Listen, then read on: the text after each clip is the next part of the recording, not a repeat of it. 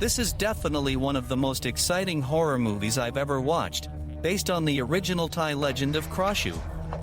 The movie takes you into an immersive experience with Ethnie's friends from the abyss. In Southeast Asia, the Krasue is a ghost that flies through windows at night, searching for food. One night, a group of children ventured into the forest to play hide-and-seek. A boy revealed there was a wooden house with a box where Krasue lived. Curious, the girls sneaked into the house but found nothing, unaware that Krasue was right behind them. 10 years later, one of the girls, Sasa, is now grown. One morning, she woke up to find blood on her bed, assuming it was her period. After cleaning up, she went to the hospital to attend her shift, thinking nothing of it.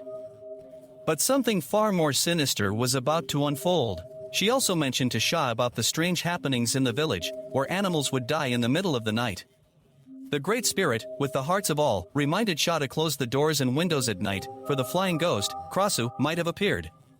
That night, Shah locked the doors and windows tightly, but then she had a dream about a small wooden house that she had seen when she was young and an empty box that she had heard rumors about. Shah woke up with a lingering fear. But to her surprise, the locked windows were opened and there was a large patch of blood on the bed.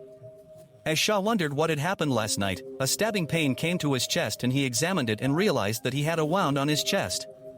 Shah knew that it had something to do with the cabin in the forest, so the next day, he called up his friend Jerd and made preparations to go to the cabin with him, but when he saw the road, he saw that he had to go to the cabin. Jerd was disheartened by the animal corpses. Then he saw No, a friend he hadn't seen in years. They embraced, but No was with strangers called the exorcists of the Krasue. They traveled to catch Krasue. Villagers didn't know how to protect themselves. If a woman touched her saliva, she'd become a new Krasue.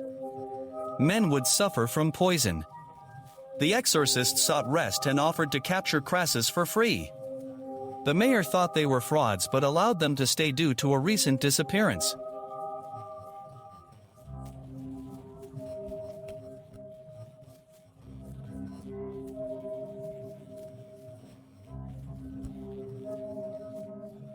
After he fled from Shusha's house, he made a decision that would bring his daughter Shusha to ruin.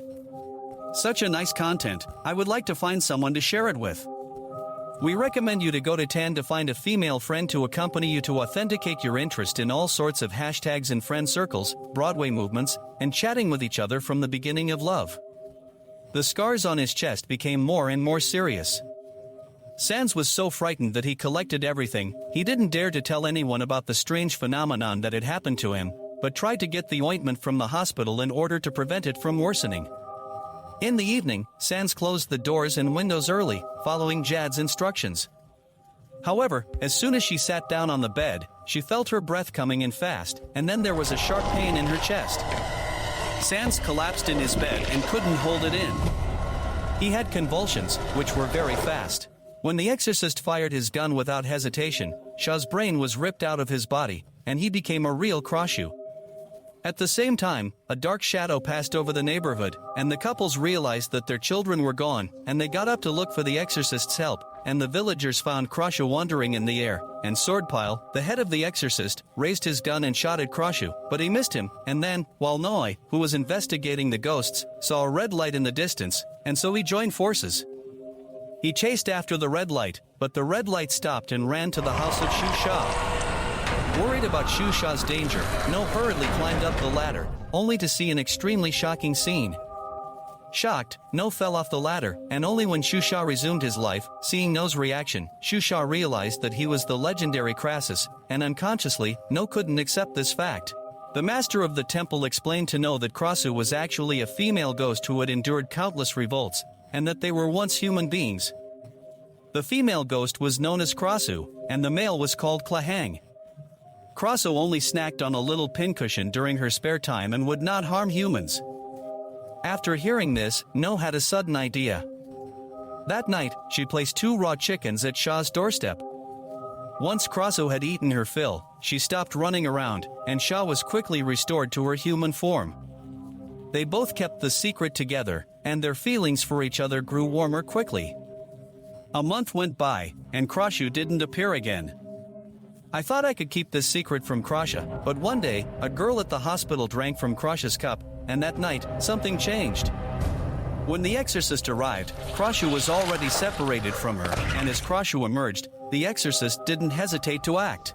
After hesitating briefly, she stands up to Sasha and beats her. The chief pulls out the girl's heart and gives a creepy smile. The exorcist learns from her parents that she returned from the hospital yesterday, making him suspicious of Sasha. Meanwhile, No learns from the master about a herb called Krasue that can stop the Krasue transformation, but no one has seen it. Sasha claims to have seen a vision behind the hut in a dream. Maybe that's where the Krasue is. That night, they went to the hut, found it full of Krasues, and Sasha was saved. They kissed among the flowers. But soon, Jerd arrived with exorcists, furious his goddess was taken. Nonoi told Sasha to go, stayed to delay, and Sasha ran to the hut to see what happened. Looking at the room with the wooden box in front of them, a long-forgotten memory stirred within them. This is how Sha transformed into Krasue, and in the next instant, his eyes shifted. When the exorcists arrived, all they found was a headless body on the ground, while the true Krasue was lurking in the shadows, poised to strike. The villagers' anger reached its zenith, as they all shouted to kill Krasue, the exorcist. The demoniac informed everyone that Sha was indeed Krasue, and the villagers quickly convened at the village headman's house to confront Sha. With the aid of Krasue's grass, Sha appeared before everyone. She promptly defended herself, asserting that the demoniac was framing her because he had sinister intentions towards her. The demoniac attempted to persuade Jade to testify against Sha, but Jade, who had loved Sha since childhood, after a brief pause, chose to defend Sha.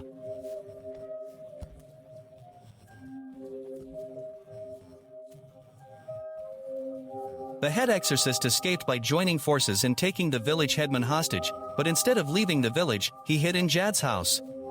The head exorcist opened his blood-spattered mouth and bit Jerd, but the next day, Jerd's body was transformed, and although he grew stronger, his skin and teeth began to fester, and out of fear, he didn't dare to step out of his house, but stayed in it all day long, maddened, and in this time, with the Krasues she had collected, and with a little help from the people, she was able to make a movie out of the Krasues she had collected. In the meantime, Sasha had relied on the Krasues he'd collected and never again suffered any symptoms of transformation. No had been trying to figure out how to grow the Krasues, but he'd been unsuccessful, and the herbs behind the hut had been destroyed by a fire from a roundup leader, and as the herbs were getting scarce, the two of them were desperate for help, and No could only suggest a private trip to Bangkok, which was so developed that there must be someone there who could help. Before leaving, Sasha came to Jerd to say goodbye, avoiding playing ball in front of the goddess. Jerd hid her ugliness with a quilt, telling Sasha she knew she was Krasues. She'd seen Sasha's betrayal before and joined the exorcism team to protect her, confusing the public.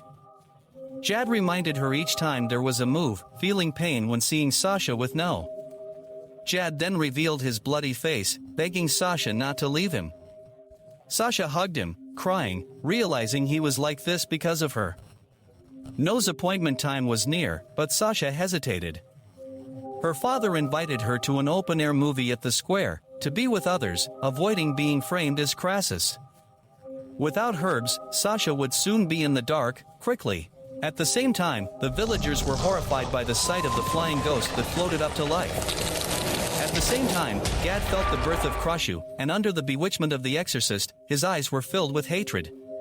Krasue and Klahang used to be husband and wife, but Krasue fell in love with an ordinary man and became pregnant. In his anger, Klahang killed the man, and then he ripped out his wife's heart to make up for his own. Afterwards, he ripped out his wife's heart to make up for his heartache, and Krahan's anger was passed on from generation to generation.